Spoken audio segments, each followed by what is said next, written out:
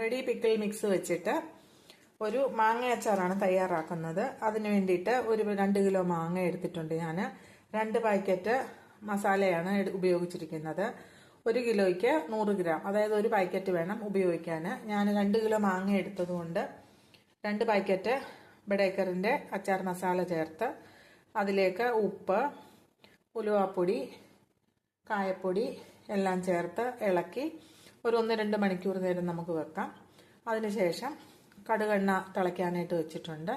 അതും കൂടെ ചേർത്ത് അച്ചാർ എങ്ങനെയാണ് തയ്യാറാക്കുന്നതെന്ന് വിശദമായിട്ടുള്ള വീഡിയോ നമ്മുടെ KPS കറി വേൾഡ് എന്ന ചാനലിൽ കൊടുത്തിട്ടുണ്ട്. എല്ലാവരും തീർച്ചയായിട്ടും ഒന്ന് ഉണ്ടാക്കി നോക്കാനായിട്ട് ശ്രമിക്കുക. തയ്യാറാക്കിയ മാങ്ങ അച്ചാർ ഒരു കുപ്പിക്കകത്താക്കി വെച്ചിട്ടുണ്ട്.